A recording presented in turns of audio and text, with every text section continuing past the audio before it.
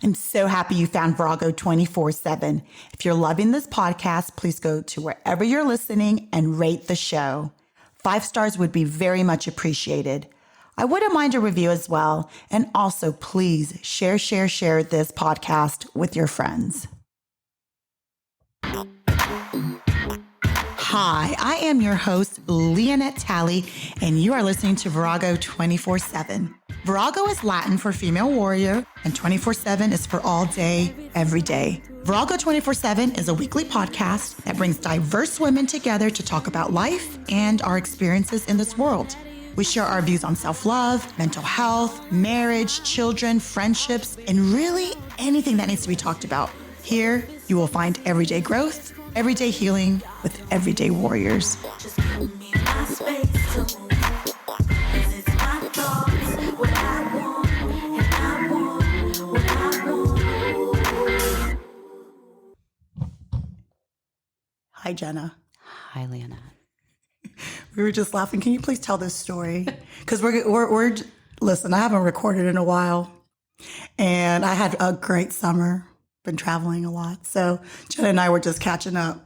She was telling a story about her time at the doctor's office. Yes. Started my day out with a lovely pap smear this morning.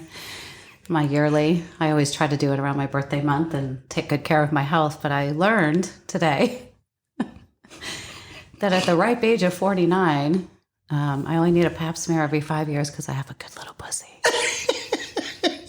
She's been a good girl. Very boring. She only needs a checkup every 5 years. She's like, oh, didn't she say like, oh, you're old. You're almost 50. You're going to be turning 50. I see. We don't need a pap smear for another 5 years. Why, thank you. Jenna's like, okay then. What a boring little pussy.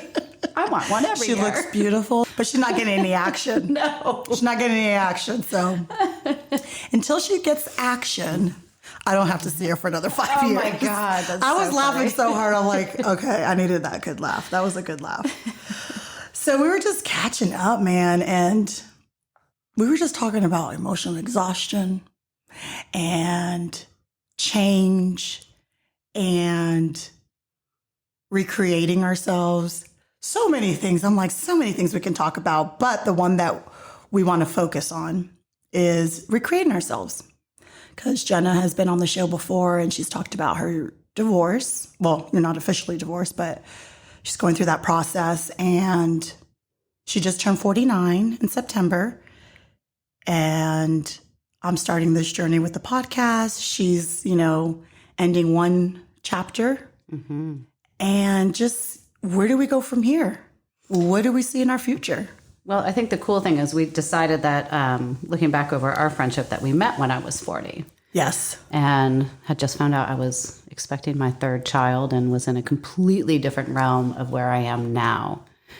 And just how much things change. And here I am at the tail end of my 40s, and you're at the beginning of your 40s, and how much life has changed for both of us. Mm-hmm. It's just been a wild ride. And yeah. I think it's been a good growth. Oh my God. Well, I think, so we were just talking about how it's scary to have change, or it's scary to, oh shoot, should I do this? Or should I stay in my comfort zone? Mm. Honestly, to be honest, to be transparent, there's a lot of things that I want to talk about, but, and I want to be very transparent eventually with so many things. But right now, I literally I think it was last week, told Philip, I was like, I had a thought of, why am I doing this? Like, why am I putting myself out there? Why am I trying to start this podcast when I can just stay in my little bubble? And he's like, no, you weren't thinking about that. I'm like, I seriously was. Wow. I seriously was. Like, just be in your little bubble, in your little home, and just be complacent and content, which I am those things. But why am I doing this? Because it's scary still to put yourself out there. Yeah, it is. And I think a lot of us do that. And we were just talking about, you were having a baby at 40, which is scary for a lot of us women who are having babies at 40 when you're not expecting it. And you were a hairdresser for many, many, many, many years. And when I met you, that's what you were doing. Mm-hmm. And then how many years ago did you let all of that go? Well, Jayla was It was 6 years ago that I sold my salon. So she sold it, yeah. And how did you feel then? Because I remember when all that happened, like you were excited, but you were like, crap, like this is all I know. I tore that Band-Aid off so slow. I was borrowing friends' studios, doing hair for a few people here or there. And then I tried to do some hair in the home, which didn't go over very well. So it was hard for me because you realize, I think where you spend all your time is where your support comes from. And although my clients, were getting support from me and getting their hair done, it was a great escape from parenting. It was great to help other people and walk away feeling satisfied that you made other people's day better. Now I'm in a world where, girl, I will try all day long to please some people in this house. Yeah. Nobody is satisfied by the end of the day. So I think that's the biggest transition, is letting go of that instant gratification, making people happy, and then coming home and realizing you can't make anybody happy. Yeah. It's just impossible. Yeah. So I miss it, but I really believed in our family business, and I believe in teamwork, making the dream work, and it takes two of us to do what we did, and we did a great job with it, I think. Just sadly, we are going to enjoy it separately. Yeah. I think that's where we're at. So my life has changed tremendously. Yeah. I'm no longer people-pleasing. I am trying to take care of myself and realize that all the people-pleasing was not allowing myself to be taken care of, leaving myself depleted. Emotionally, I wasn't cared for either because I'm an empath and just give, and did not take time to recharge. Because when I was home to recharge, I was giving. So I find myself now in this new life, realizing that, gosh, I can sit here all day if I want to, and I don't have to do those dishes, and everything doesn't have to be perfect, and it doesn't have to be done right now. And it's refreshing, but it also gives you time to reflect and really realize what the real issues are. Why do we go so fast? Why do we not slow down? Like, people who go, I look at differently now. I'm like, why are you not slowing down? There's a reason. What are you trying to avoid? Because when you slow down and you have that freedom, you do have to deal with them. And I'm dealing with them, but thank God, because my kids needed me to. Yeah. Not only did I need to, my kids needed me to. And that's the other thing we talked about, was just, it's hard to talk about your kids because you don't want to put their business out there. But as parenting, it is emotionally draining. Yes. Watching them go through things, trying to save them, trying to correct bad behavior that we instilled or did. Well, what I was saying too is that so like Jenna and I are on this journey of really digging deep and really figuring our stuff out and just learning how to communicate better with our kids and learning, a lot of learning. So when you're more aware of how you respond and how you act or react to things, it's exhausting because it's like, if we weren't trying to grow, we would just be our old selves and just. It was so much easier. It's so much easier. That's what it is. It's easier because this is just who I am, and this is how I'm gonna be, and this is how I talk, and you guys just have to get over it. Yeah, no, we're not trying to do that anymore. So it's like we're aware, and we know when we're getting to that old self, and that is exhausting. I can see why people don't want to change who they are, because it is exhausting trying to change who you are and how you respond and how you react. Exhausting. That's all I can say. I'm I'm emotionally drained sometimes because I'm like, maybe I shouldn't have gone on this spiritual journey of finding who I am and learning to be softer. I'm like, it's hard. It is hard. It's so much easier just to be an a-hole. It is. And just say, this is just who I am. It is. Get over it. You figure it out. It's very satisfying in the moment, but when you lay your head at night, it's not to me. Yeah. In the moment, you're just like, let me just get through this day and pick the easiest route. But the easy route is we have responsibilities. We have children. Yeah. And I do not want to pass on. I am going to be part of the generational break of my cycle and my family. And I see it working. I see it working in your house. You see it working in my house. If we do the work, and we're bound to mess up. I mean, I mess up daily. I'm going to mess up daily. I have 3 people pulling from me to help feed their emotions and fuel. And I'm trying to learn it myself. And we were talking about our aggressive tone. Yes. We're not naturally gentle women. I am very passionate. That's what I call it. I am so passionate. It's like, why are you angry? I'm like, this is not anger. This is my passion coming through. My Puerto Rican passion. Oh my gosh. I don't even have the Puerto Rican. Maybe I can throw in New Yorker. New Yorker, yeah. Which is everyone throws that under the table. But yeah, that to me has been the hardest thing, is that I come across very angry and aggressive and loud when I am hurt, upset, or don't know what to do. That's when that voice comes out, and if my daughter's being irrational about something, I immediately am like, well, come on, blah, blah, blah, blah. And then I've got to go, okay, I'm so sorry. So tell me more about why you feel this way, as ridiculous as I think it is. It's not nice to say that. Yeah. So that's my struggle right now, is just trying to reel in how I communicate and say, do you hear how you talk to me? Well, do I hear how I'm talking to her? Yeah. It's just learned behavior, and undoing it sucks. You start to realize where you really got to key in and where they need you. And sure, I'd love to just blow it off and date and be loose and free. And well, you'll get there. But the thing of it is, it's not where I'm at right now. I have children. I have children who need me to recover. I have children who are counting on me to undo what I have done. And I love that they're sitting back and watching. And I love that they're benefiting from it. I may annoy the hell out of them. But later on in life, when something happens to them or they're put in a position that is unhealthy, they're going to recognize it, because I've taken the time to say, hey, what I've done to you is extremely unhealthy. And here's why I think I do. And I don't want you to continue it on. That's where the conversation starts. That's where it gets good. Yeah. But you have to explain it to me. Like, you have to say, gosh, I'm really sorry. And look them in the eyes. And I feel horrible that I've done this, but we can move forward here. And Britt was the good one. She was like your first thought, and how to change it. I use that all the time with my kids. So another good thing about this show is we learn things from each other. We're creating... Bridget Morris is a therapist that's been on the show quite a few times. Love her. Yeah. And so she always says, our first reaction is like our basic, like our instincts. Yeah. And it may not be a good reaction. It may not be, or it may be good. I don't know. But it's whatever we're going to feel first. The second one is what we can control. What are we going to do with that? More choice. How can we change that? I use that too. But gosh, like I said, it's. Where back in the day, that one voice, we would have been like, ah! Where now we're like, okay, we're going to give you another chance, and myself. I give myself, I'm like, I'm going to go walk away and try to come up with a better solution and talk nicer. But no, that's when you say that we've learned a lot from this show.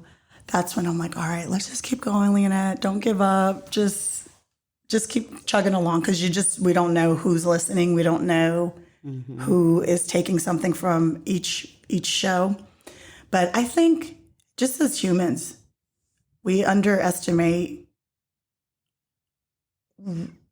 I don't know as humans, but I underestimate my abilities and not really my worth. That's the first word that's coming up. But not my worth, but like worth what I huge. Contribute to people's lives. I so downplay that. Like, I don't realize that people actually listen. But that's why you're good. That's why you're good at it, because it's just as a natural thing for you. Yeah. And if you did realize it, take away from it, I think. I think your beauty is in the fact that you're just talking, girl, and you think you just talking, but you're changing things. I got lots to say. Yeah. So on top of being emotionally exhausted, because we're changing as people and we're trying to be better for our children, we are trying to figure out our stuff as women. Absolutely. And evolving in our 40s. You going into your 50s pretty soon. Stop it. I'm just saying. But listen, 40. Jenna, I know people hate this. It's like, you look good for 50. But it's true. Yeah. Look at J-Lo and look at like some of these actresses. Yeah. Jennifer Aniston, they're like in their 50s. And I'm like, our parents didn't look like that in their 50s, and their parents before that. Like, it's amazing how we're just, as women, so different.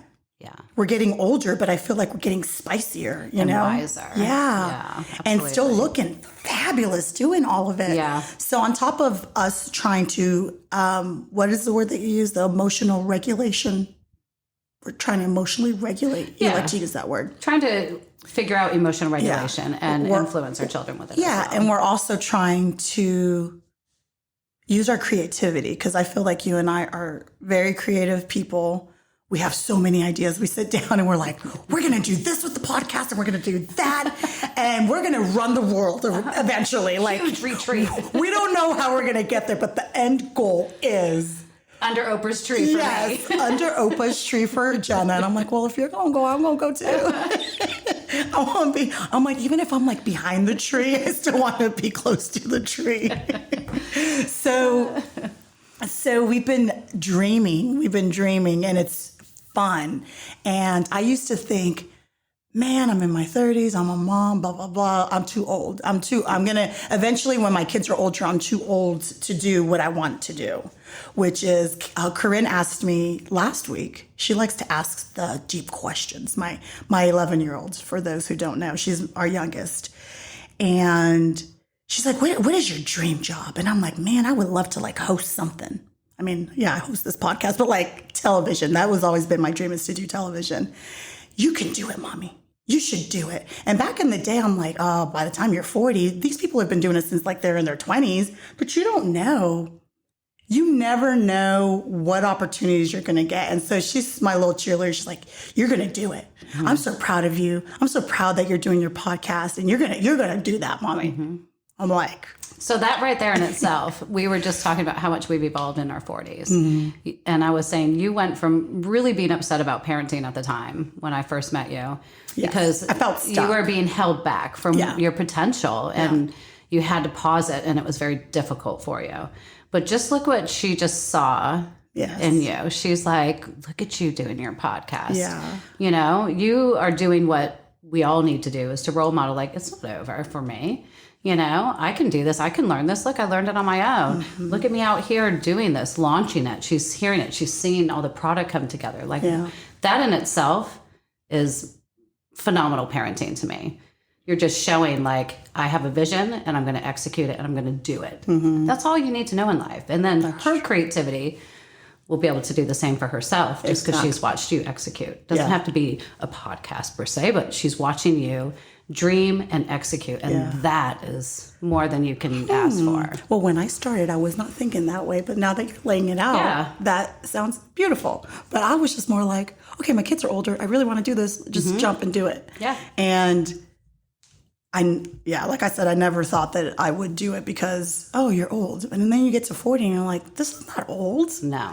Like, I'm still young and vibrant. Like, gosh. So a lot can happen in a year. So much. I mean, that's what I always pull it back to just 1 year. Like, what's happening in my life this year? I'm officially going to be divorced. I'm officially starting over.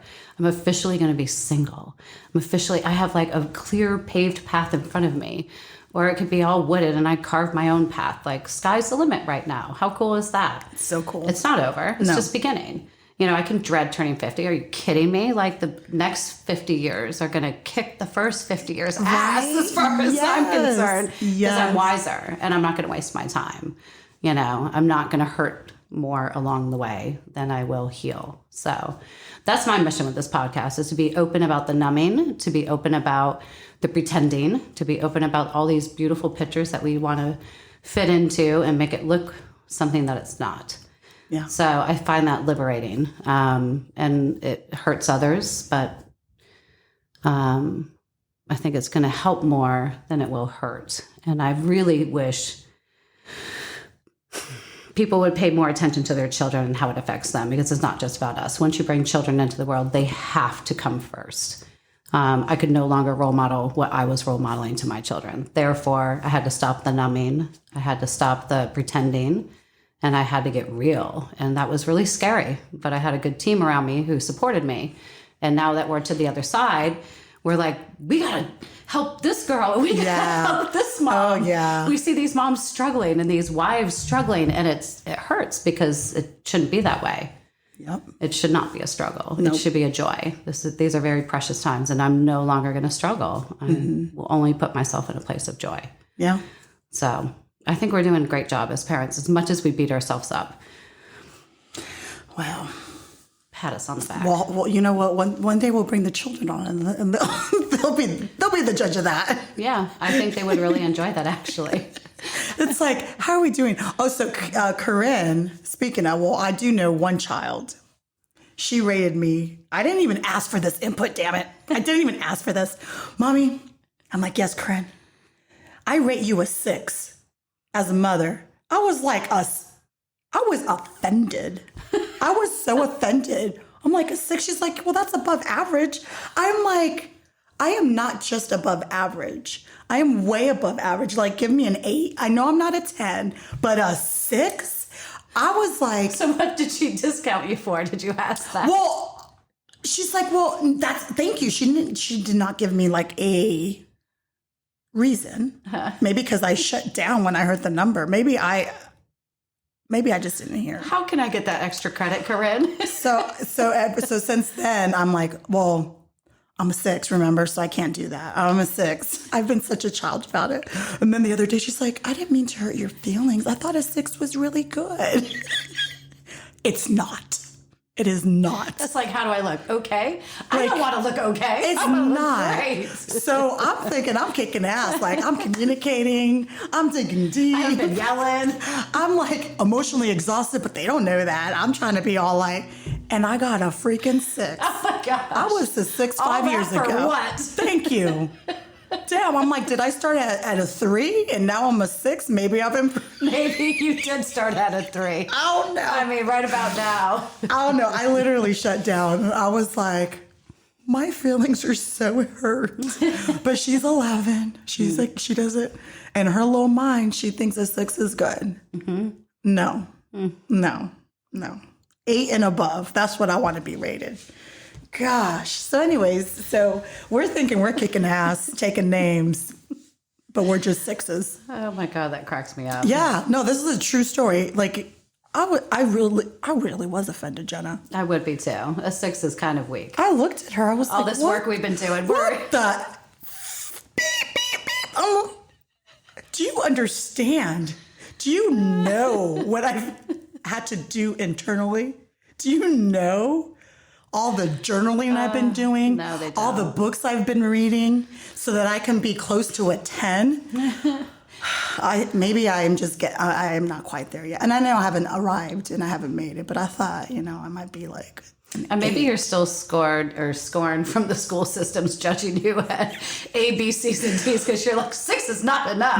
It's and not. it is still affecting you today. She said it's above average, so she was so proud of herself. See, in my household, I'd be like, oh, but you passed. You did good. No. Me, I'm like a perfectionist. I need A++++.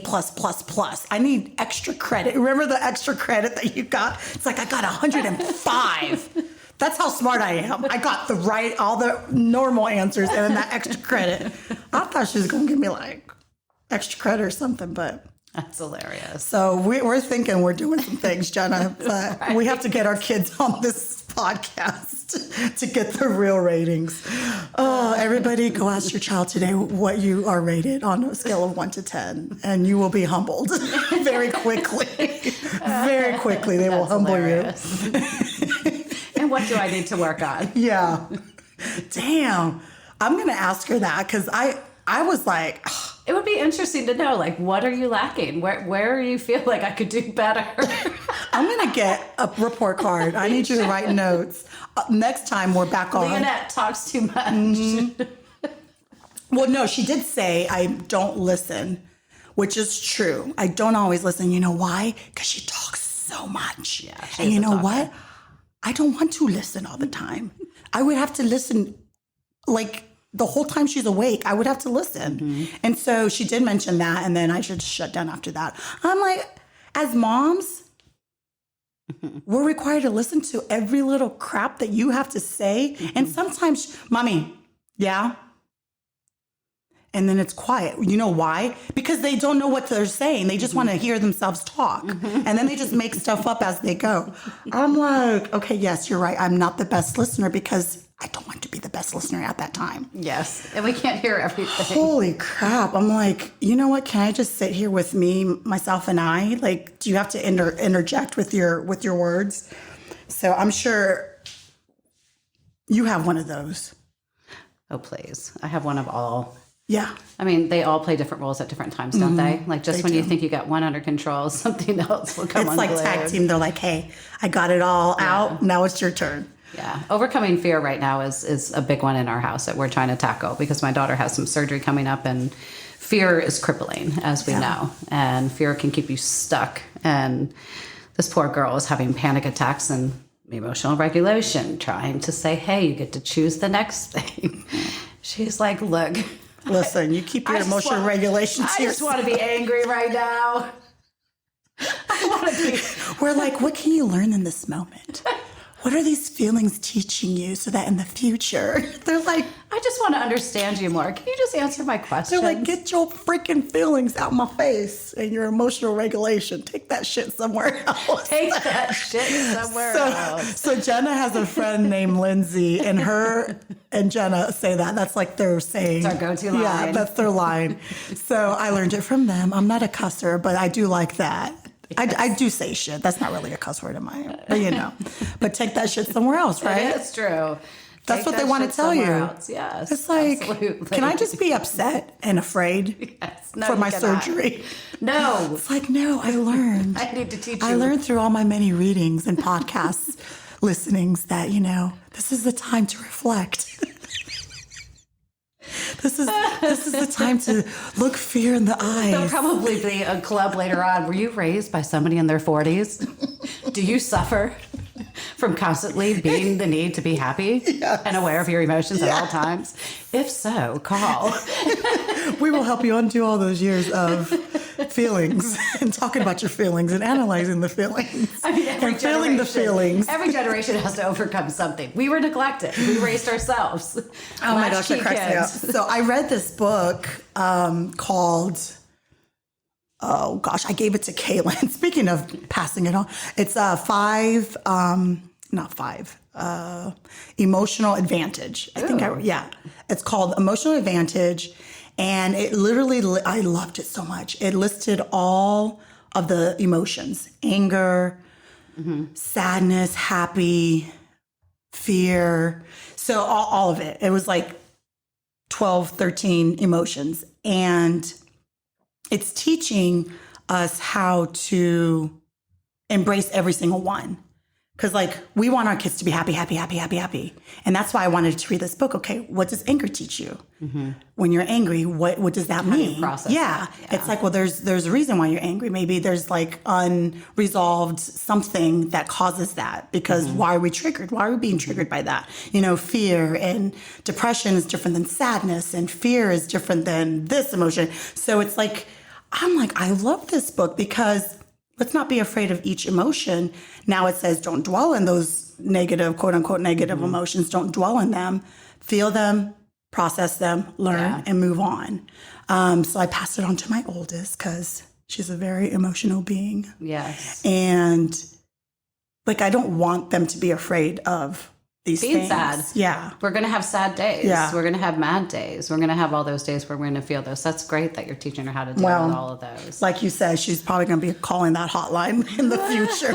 My mom made me face all of my emotions. So, yeah, I don't know. I think it's different than what we're used to. And like we said in the beginning, it's been hard because it's exhausting on us, especially when you're aware. And we call those visiting feelings in our house. Like, they're just visiting. If you're angry, it's just visiting. You're not angry for the day. Like, it's visiting to teach you something. Like that. Yeah. Well, we've paid lots of money with therapists, and I've taken away everything I can. So now, like, are you angry? Is anger visiting you? You know, like, what is it? What's going on? Because, like you said, it does mean something. With me, when I'm angry, I'm in fear. It's always fear underlying. So, like, what am I afraid of? And I got to pause and think about it. And why am I afraid of this? Is there truth to it? Or is it just me being fearful of something that is just wackadoodle? And generally, it's wackadoodle. Yeah. I think for me is not when I'm angry, it's like my feelings aren't being validated. Yes. That's where I'm like triggered. Like, you're the only one that gets to feel this, or you're the only one. That's and what so about true. me? I think that's when I get so angry. It's like, what about me?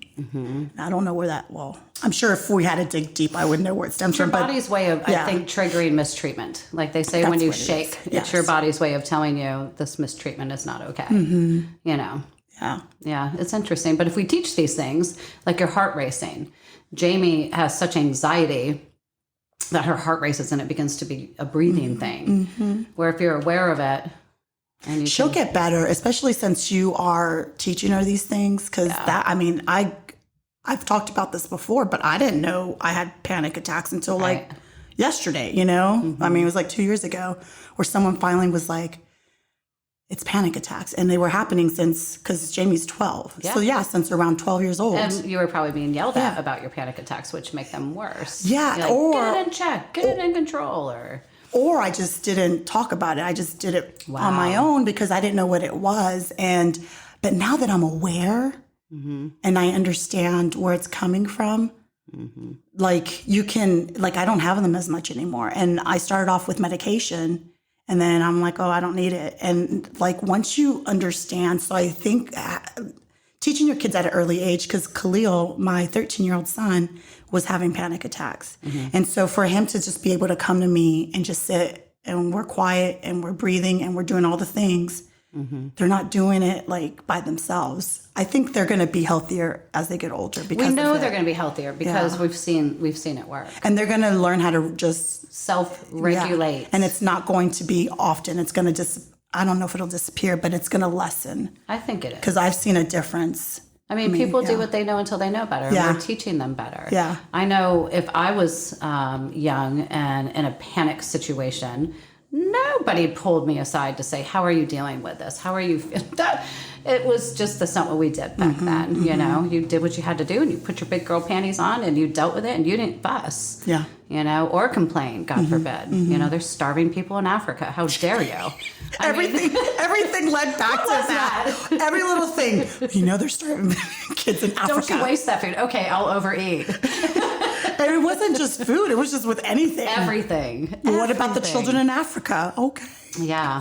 Raised on a lot of like shame for doing Guilt. Yeah, guilt, shame. It's just hilarious. So, That's so funny. I know emotionally we're going to be better off now if we could just get it into the schools and get our kids teaching it. And the thing that I want to see is my children go into healthy marriages and parenting, enjoying it. Yeah. Not fearing it, not like, oh, you know, this is so doom and gloom, because that was kind of what I was taught. You know, oh, this is going to suck. You're not going to sleep, wiping asses all the time. Like, you know, it was, you were prepared to not enjoy it. So rather than, you know, teaching the beauty of the day and slowing down and knowing this time does go fast and it's going to be hard. Or you're going to get one just like you. You'll see.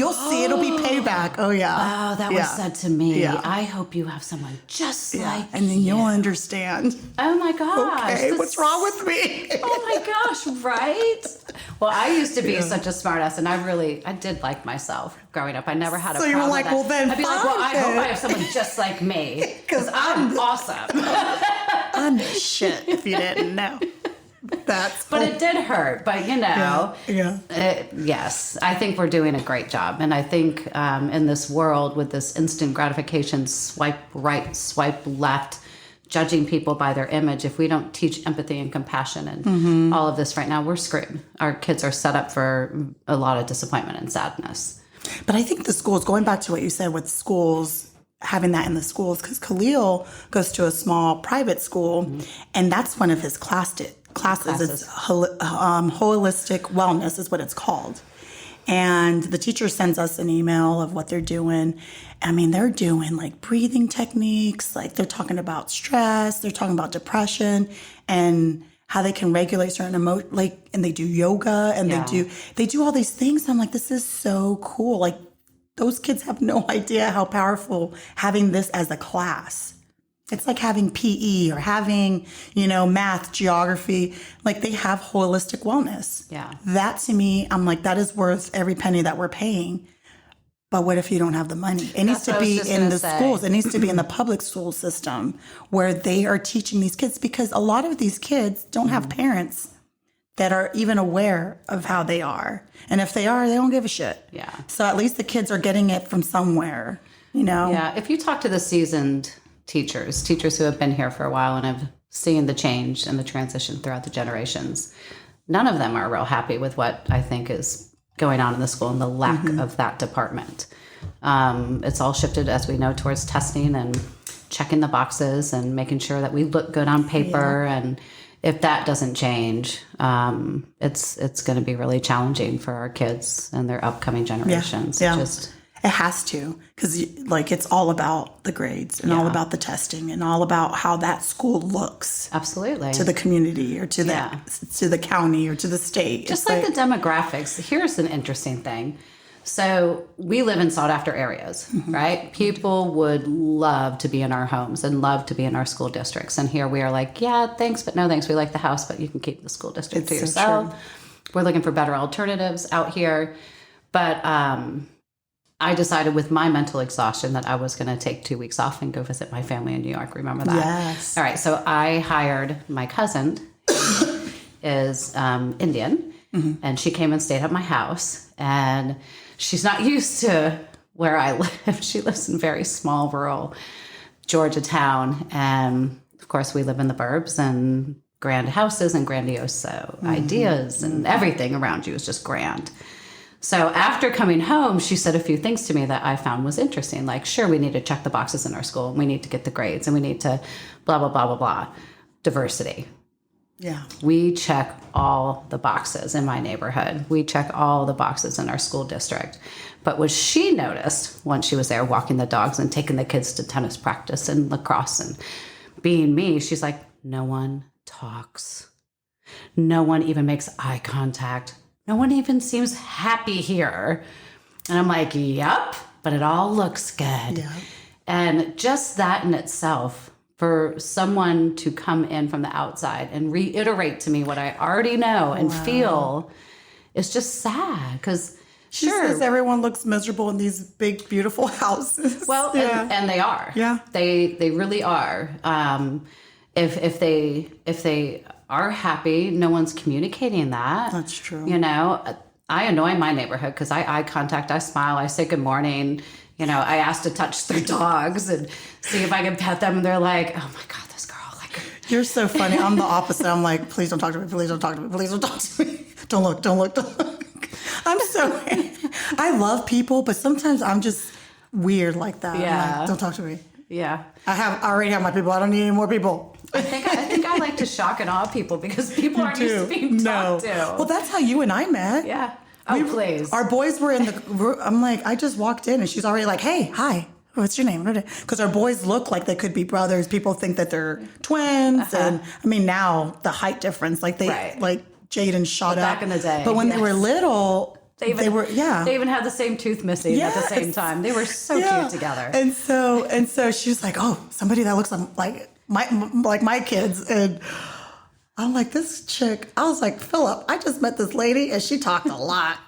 I'm like, she wants to be my friend. That's what she said. She wants to be my friend. I don't know. As outgoing as I can be, sometimes in those situations, I'm like, what? I feel so uncomfortable. Not because the person makes me uncomfortable. It's like, how do I react? Like, do I say thank you? Do I what do I say? You didn't seem like you were. Did I act like too like prudish or too like I'm just processing because I'm just like, oh, okay, hi. You didn't have a choice. Nice to meet you. Like, we will be friends. Just mark my words. And here we are. We are friends. Yes. No, that's funny. That is so you. So I don't, I'm not surprised that you're going around the neighborhood talking to everybody. Yeah. Well, but she did notice that. So she did notice that. So it was just another thing that we were talking about. She was like, so many people seek this out, but yet it's very sad and lonely here. Mm-hmm. And I said, absolutely it is. And, you know, she saw the kids walking home from school and how sad they all looked. And it's just, it's true. Yeah. It all looks pretty. And boy, does it really look pretty on Instagram and Facebook and all the medias that we're on. And no one's talking about it, you know? And that's why I started the podcast. That is one, honestly, that's the main reason that I started this. Was it? First, I do like to talk, but I was like, what can we talk about? And this is it, because we don't want to talk about what's happening behind closed doors, because when you do get together with girlfriends, you want it to be light and positive, but then, the ones that you hang out with a lot, then, truth comes out. And then you realize, okay, we're not alone, but we think we're alone. We think we're the only ones going through this. And I'm like, we need a platform where we're talking about it. We don't have to air people's dirty laundry. If you want to come on and talk about every little detail, come on. But that's not really the point. It's just like whoever wants to come on and speak a little bit of truth. We don't have to go into every little detail. At least we know we're not doing this alone, because we do want to hide in our little bubble. And then when we do come out, it's like, hi, everything's wonderful. And we're like dying inside. Yeah. And so that's why I wanted to start Virago 24/7, is because I'm like, we have so much in common and nobody's talking about it, because we feel like we have to put on that pretty little smile. Yeah. And the friendships that I have, the ones that are super close, is because we've gotten real with our emotions. We've gotten real with situations. And I say this all the time. There might be people, not everyone's miserable, because I don't feel like I'm miserable in my life. Yeah, there's moments of suckiness, and there's moments of, I'm like, oh my gosh, what is life trying to teach me now? So it's not perfect, but for the most part, we're content. But then you feel bad even expressing that, because it's everyone's griping. And then I'm like, well, I don't want to be the one like, oh, my life is just beautiful and my husband is wonderful. And look at us. Like, I don't want to do that. So I just stay quiet, and then I'm like, but I don't want to jump on the bandwagon and start making shit up about things like being well. Yeah. Because a lot of stuff, knowing that there's always a negative we could talk about, but when you talk about it, exasperates it. Yeah. So you were supposed to be working on that. You were supposed to start being the role model of good marriage and being proud of what you guys have built. Baby steps. I got, it was our anniversary. And most people know, because I posted, a picture of a ring. I would have never done that. Ever. My closest friends would have just seen it if I wore it, going out to dinner, and it would have been whatever. But I'm like, no, he did a good thing. He was so proud of himself. He was so proud of himself. I'm like, I need to show this off. Why not? Inspire other men. I would have never done that before. Yeah. And you know how many people want to see this ring and are talking about this ring? Yeah. And it was only 16 years, but he felt compelled to buy the ring. Only 16 years. Yeah. What a major accomplishment. But it wasn't like, 20 or 50, like those quote unquote milestone birth. Every year should be celebrated, don't you think? It's so I would have never done that, but it's baby steps. I'm like, no, he gets recognition for doing something so sweet and so unexpected, because he does, like 5 years is like, I think it was wood or 50. Yeah, there's something to follow. Yeah, so there's always something to follow. Yeah. So he normally buys me something cutesy like that. Like for wood, he got me like a wooden rose, and I still have it. Yeah. And but it's nothing huge. So for this, I'm like, oh, and purple's my color, and it was just so sweet. But yeah, like I said, I would have never done that, and it's okay to praise when something's happening that's good. And before, I'm like, oh, I don't want people to feel bad. But no, people are happy for you. Well, and if they're not going to tell you to your face. I think a good example is people were very surprised by James and I, because number one, we're very dear friends, first and foremost, or were. That was probably our best quality, is we had history. And so people were very surprised, like, oh my God, you guys look so happy. And blah, blah, blah, blah, blah. Well, you're looking at my feed. You're looking at the highlights. You're looking at the reel. Were those happy moments? Fuck yes. They were there. I wouldn't have married him. But we choose to show the highlights. We choose to show the good times. I mean, you're not going to post someone being an ass. Some people do.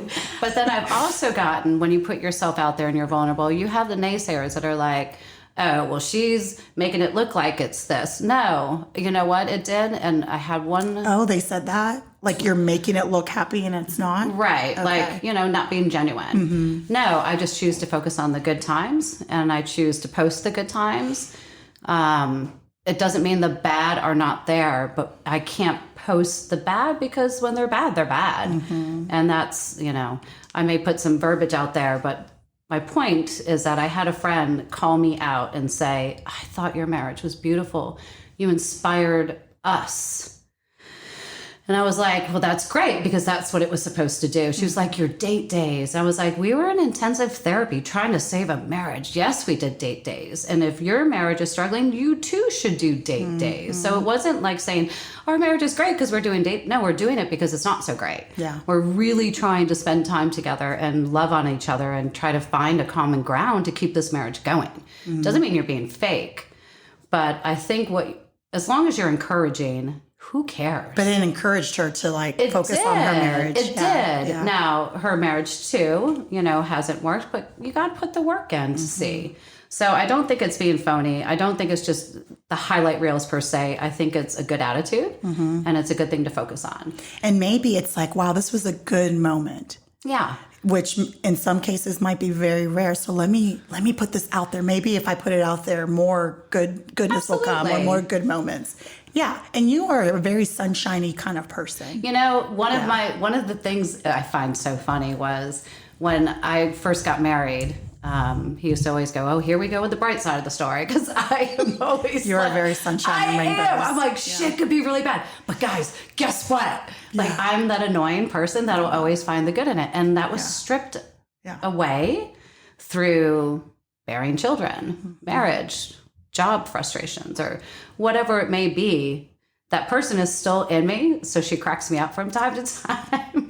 You really are. And also, I love how you'll tell a story about someone. It's like they did this and this and this, but they're so great, but they did. I'm like, and we all struggle. Yeah, I'm like, that's so sweet. Like you can gripe about someone, but then find the positive in that person, and that's what you focus on. Yes, but that can keep you in very unhealthy places, Lyanette, which I have learned. Because you're giving it's like I live in a box and there's one little pin light of hole, and that's enough for me. No, the fuck it's not. Blow that top off. There's a whole sky of light, girl. That's me. And then I'm like, maybe I blew it off too soon. Maybe the top? Can we slide it back on halfway? Can we put the top back on? I think it was premature, just popping off. I'm like, I need you to prove your worth. Right. And then that's how you get into my air. And I'm like, that's not good either, because I doubt people a lot. Mm-hmm. And even though it looks on the surface like I'm giving them a chance, internally I'm like, oh no. Oh, really? Oh, yeah. Oh, yeah, girl, that's sneaky. It's very sneaky, and it's not good because the other person doesn't know. And that's why I've learned to communicate more. Interesting. And say how I feel in the moment, or, and sometimes it's not in the moment, but, people will know how I'm feeling sooner than later because, I would take mental, report cards. Wow. Yeah, that's not healthy. That's not healthy because then you start holding grudges and the person has no clue. Yeah. And there's no way for them to change. So yeah. I don't have that gift. I think it's what you hear. I can't fake. Well, now I'm more relaxed with being authentic with pain. Yes. That's what it is. Yes. It's sharing something you're uncomfortable with. And I was not like that before. So that's not healthy either. I was ripping, what did you say? Roofs off or tops off of everything. Blowing it all up. Yeah. They're like, well, you didn't even give me a chance. Yeah. Can you go get my put that top back on. Let's just crack that little thing. I'm like, my bad. I'm working on it, Jenna. We're all working on something. We all are work in progress. I love this conversation. We're not really talking about anything specific, are we? No. We're just talking. I love that. No. I want to do a different kind of angle to the podcast, and I'll let you in a little bit on that secret. Well, Jenna kind of knows. It's not a secret, but I love this conversation, but I love certain voices that have been on the podcast, and I want them to be regulars, but I want us to come together and just talk about multiple topics within the hour. I don't know. I haven't, I haven't written it down on paper, so I don't know the specifics, but I want to do more of this where we're just talking about different things, not a specific topic. We're going to be talking about current events or whatever's happening in the world, whatever's happening in our lives, and just discussing it within, the group. I like a very diverse group. And Yes. We all have such different ideas and opinions. Yes. And that is stimulating to me. So that is what we're working on. Yeah. So stay tuned for that. And I'm coming up. We need a name. Purple's my color, and everyone keeps throwing out like purple table, but I don't want to copy someone else's thing. So anyways, if you guys have any input on the name of that segment, because I think I want to start doing it maybe like once a month just so we can get acclimated, but I feel like it's going to be a success, especially with the women, the women that I want to come together. I'll let you guys know. And it's so funny because the few people that I've talked about, they're throwing out the same names. So I'm like, okay, it's confirmation that I'm picking the right people. And so anyways, we're just trying to spitball, and it's going back to recreating who we are in our 40s. Like Jenna and I have visions of where this is going to take us. She is like phenomenal with her creativity and her ideas. And I love watching women come together to bring our ideas to the surface. With vulnerability. Yeah. I think that's and the we're not best competing thing. and we're not, because everyone has their own talents. And Jenna knows so many people. So we're just getting people's talents, bringing them together and working together. So I am so excited for what we're going to be doing. Me too. We don't have the details. No, We have the vision. We don't know how we're going to get there. The end result is Oprah's tree. Under Oprah's tree Under is Oprah's where tree. I shall be. How we're going to get there, we don't quite know yet, but it's going to happen. And this is just the beginning, and we're going to document our journey. And we're recreating ourselves in our 40s. Absolutely. And I'm so excited. I am too. So excited. I'm excited for our children. I really am. I feel like I'm excited for us. Forget those children. No, I'm kidding. we are. I love them, but what call about them? us? Yes. What do they call them? Trailblazers. Yes. I feel like we are trailblazing for more strength behind women, for more vulnerability for women. Like I'm all about empowering women. Yes. And getting back the respect that we deserve. And healthy competition. Yes. Not cutting each other down. Competition. Healthy lifting. I say competition because you love some competition. Listen, my girls at win. boot camp, we love each other. We love each other so much, but we're like, what did you do? What did you lift? Oh, okay. We do that, just kidding around, but it's to help motivate. Exactly. It's to help motivate. It's like, well, next time I'm going to do that, and we cheer each other on for real. Like it's beautiful, beautiful. And that is what we're trying to create here. I think we're going to create more of a normalcy of, oh my gosh, everybody's lives isn't as perfect as it looks. Yep. And I am depleted, and that is normal. And it's okay to take a break. Yeah. It's okay to ask for help. Yeah. Oh my goodness. It's okay to cry in the middle of Savannah on the riverfront. It is. And bawl like a baby. And have strangers come up to you and ask you if you're okay. Can they help you? Oh dear God, we need Britt here for this podcast if we're going there. It may not be okay at times. I've been stuffing so many emotions. Listen, people. What happened in Savannah? Girl, I've been holding on. Okay, so if you've listened to past shows, my daughter, my 20-year-old, has been on, and we've talked about how she's emotional and I'm emotional. We're just trying to find a middle ground. So we're dropping her off because she's been 30 minutes from home, and now she's 4 hours from home because now she's in her major. She's in her third year, and that's where she's going to be doing the rest of her school. And she left, and I think just the emotions of her and I trying to come to kind of some kind of common ground, and we love each other so much, but she's 20 and I keep telling people, I'm like, she's being a teenager now. Like the things that you deal with when they're teenagers under your roof still, we didn't really have. And if we did, it's because I was the more dominant personality. So maybe she doesn't really function well with that. So maybe it could have been that way, but I probably shut it down real quick. Yeah. Now we're learning to communicate and be soft around the edges and all that good stuff. So anyways, girl, she left. I hugged her. I got so emotional. We sat outside and we're right on the river, and I'm like looking down at the river just bawling because there's people out there just chilling. dear. So I'm like, I'm not trying to jump or anything, people, so don't think that. But I was in such, you know, the kind of crying where you can't breathe, your eyes are swollen, snot is everywhere, all over the place, all over your face, no matter how much you wipe. It's a good soulful cry. Yeah. But I think it was not just her. It's just so many things. Our house falls apart every 2 seconds. My kids, me being a 6 out of on the parent, so cried about that. being a 6 on the 10 scale, I'm like, it's too much. It's too much. So I'm bawling in the middle of Savannah in this beautiful. I mean, it was beautiful. It was nighttime, and Philip was there, right? So Philip, I think they thought him and I were arguing because he got up to go get me something to drink. And I'm like, I just need that. He's like, I'll be right back. So he gets up and they're like, okay, this is our moment. They're like, Miss, are you okay? Aww. And I'm like, I couldn't even talk. I couldn't even say yes or no. I was just like nodding my head like, yes. Are you sure? If you need something, you let us know. I said, I couldn't even talk. Wow. I was crying so much. And then Philip comes back out there like, that man is just not being nice to her. But really, it's because I've been holding on to all these things and trying to keep it together and trying to keep strong. And I'm changing and I'm growing and I'm changing and I'm growing. And you need to be the bigger one. And I'm like, that's exhausting after a while. So I let it all out in Savannah. It's okay to cry. It's okay to let it out. Dust yourself off and keep on moving. Yeah, absolutely. Yeah. And even when life is going wonderful in other aspects, sometimes we just need a good cry. It's a release. And scientifically, it's proven to make you feel better. Oh, my gosh. Well, I felt better. I cried.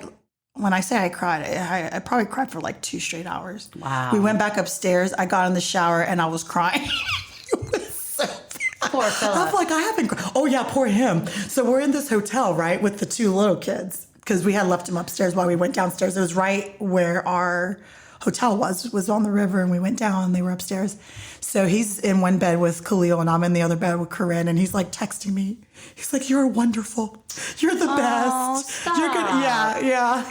I had taken my shower. I got in bed. I was like on my phone.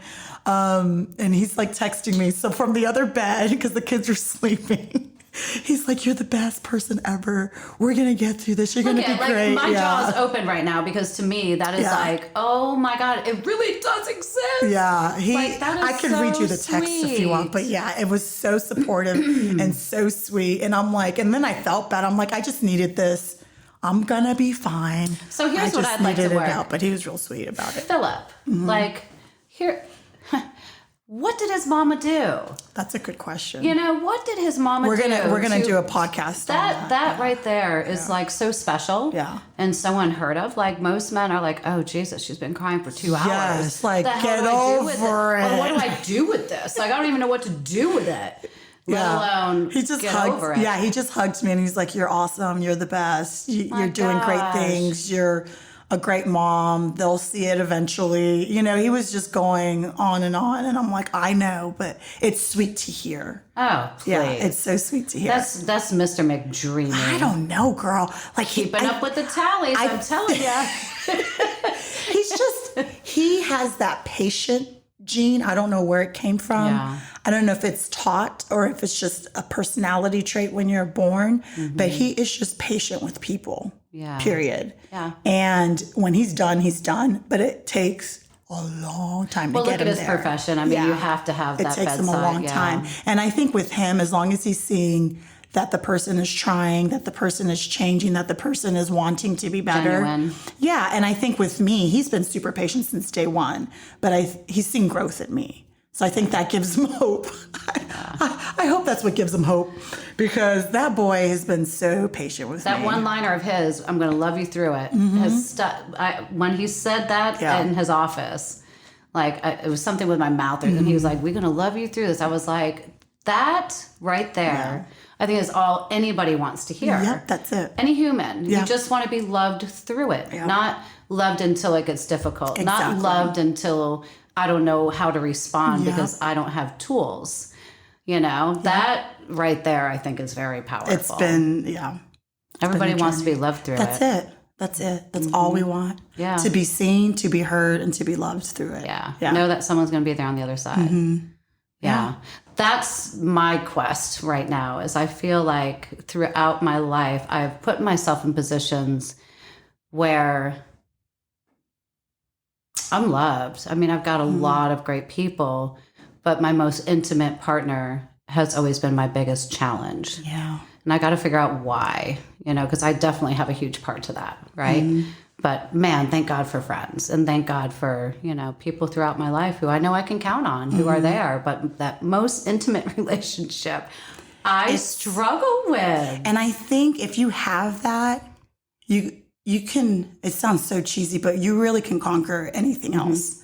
If that's stable and that person is your biggest cheerleader, like truly, like I can say whatever, like I'm going to go sell shoes by the seashore and you'd be like, okay, have fun. Good luck. Like I'm right behind you, like he's just so supportive. It feels so good. Anything else can fall apart, but you know that you have that person to like hold you. Yeah. And you can fall back on them. And that's when life gets challenging, I think, is when you don't have that. Because I remember you saying, Jenna, when you have someone who believes in you and supports you, anything's possible. And that is true. When you have that and they home, let you be yourself. Yeah. Because we got big old mouths. Yeah. We got lots to say and not always in the nicest way. So for someone to see past that and it's like, that's not her.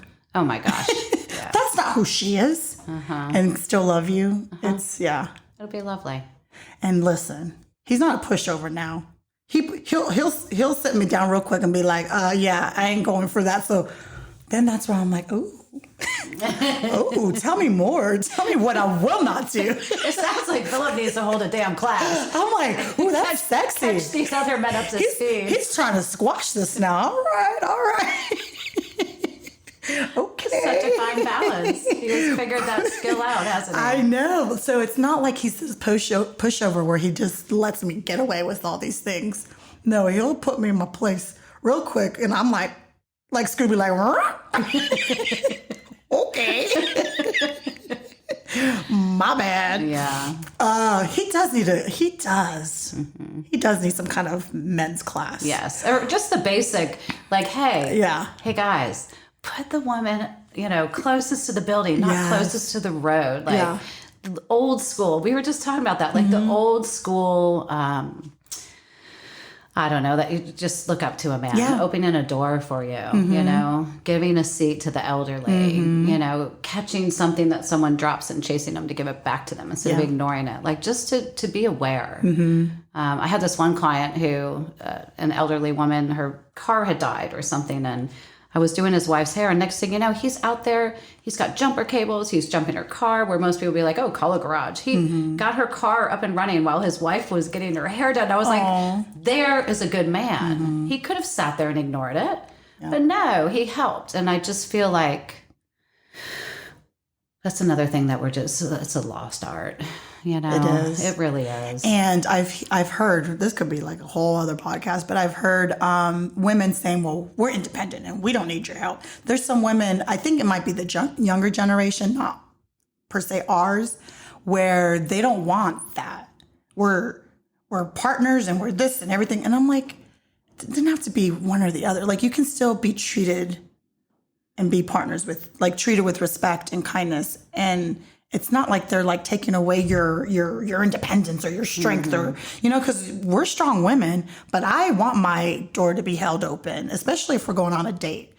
And I will stand outside. I don't do this every time, but if we're going on a date and I'm dressed up and this is his sister, you say his mom, but his sisters, especially the one sister, hi, Carolyn, she has helped a lot in that department. She called it gentleman in training. She calls it a JIT. Like he graduated that. Yeah. So she instilled certain things in him. So she tells me, she's like, do not get in that car. You stand outside the door. She does this, I think, to her husband all the time. I only do it on dates, but she will stand outside the door until, even if he's gotten in the door or like in the car, she'll just still stand She'll stand there and he's like, oops. And then he comes back out and opens it. So I'm like, yes, Carolyn. Yes, ma'am. And so I do that on dates. I'm like, I need to be treated like a lady. He doesn't forget often, but if he does, I stand there. He's like, oh, my bad. We have to show them what we want. Yeah. I require this. And if you cannot fulfill that, then we have issues, you know? Absolutely. And a man should want to do that. And a woman should be okay with that. Yeah. It's not old school. It's not old fashioned. Like, you want that man to fulfill that role, no matter if you're Miss Independent and you're kicking ass and you're making the money. And, independent thing, it can sit ugly because to me, just because you can run your own things does not mean you want to. Exactly. I can be fine without a spouse. I can be fine without another parent to parent with. Mm-hmm. Do I want to? No. Fuck no. I want someone to help me. I want someone to rely on. I want someone to co-parent with. Hell, I like to debate and come up with what's best and compromise. Yes. Yep. You know, I don't need everything my way. So I think, It's a lost art, like you said. It is a lost art. And these women saying, I don't need a man, or we don't need your daddy, or what. Yes, they do. And yes, you do. That comes from a place of fear and insecurity where I can't show how vulnerable I am and tell you how I really feel. So I'm going to act strong and this and that. And being told, don't rely on someone. I'm not a psychiatrist or a therapist, but you can see straight through that. Yeah. Absolutely. You are not that big and bad. Like, no one is that strong and like, I can do this by myself. No, you can, but do you want to? Like you said, no. Yeah. It's your first call. That's what I realized that I had lost in my marriage, is I no longer have a first call. You know? You do keep saying that. It is so hard when you have kids. Mm-hmm. It wouldn't be so hard if I didn't have kids, because my first call has to be him if it has to do with the kids. But who's my first call when it has to do with me? It's no longer him. He doesn't have my best interest at heart. Mm-hmm. He doesn't, want to answer my calls or hear my shit. Mm-hmm. So that's been my hardest part, first call. Maybe that should be a podcast, your first call. Your first call. First call. Like, who's your first call? That's so important. I remember when you first started separating, that was like your thing, and you broke down. And you're like, "Who's going to be my first call?" And you don't really realize that until it's like, shit. Like, what? Who now? is it? Yeah. And the older you get, like, I don't have my mom. Mm-hmm. My dad, sadly, is dementia is going to be kicking in and taking over, and you don't have your dad. Like, that's a whole nother podcast, like being parentless and parenting. Yeah. Luckily we've had our parents through most of our adult life, but there's some that never did, Yeah. So in the end, embrace, be grateful, and learn and grow. Like, got to find my first call, girl. You're going to find them. One call. That's all. That's it. Huh? Oh, we're gonna be so picky when we find him. We're gonna be so picky. When we're ready, we're gonna be so picky. It's gonna be crazy. Oh my gosh! I know. I'm gonna have my little report card in my head. You watch out, Jenna. I'm gonna make mental notes. I'm like, he takes a mark off for not opening the door. All right, okay. Oh, yeah. He didn't pay for the check at dinner. Okay. You're like, Lyanette, where did this come from? Hey. I'm learning, but I'm not quite there yet. Well, this is more teaching for my children. Healthy relationships, healthy boundaries. Yes. There's just so much teaching to be constantly doing. Oh my gosh, it's exhausting. It is exhausting, but you know what? It's fun too, because we're aware of it. And if we're aware, we're doing good. If we're not aware, what are you doing? Nothing good comes out of not being aware or looking inward. So I'm done numbing myself. I'm doing the work. And it's the water can be right between my mouth and my nose at times, but every once in a while it gets up to my chest, and boy, am I proud. Yeah. You just got to keep doing the work. All right, Chickadee, it's been great. Love you. Love you too. Let's do this again. We just turned on the mics and we're like, let's just see what flows. Yep. All right, love you, girl. Love you too. All right, bye-bye. Before we go, I just want to let everyone know that I have a new website. It is Virago247.net.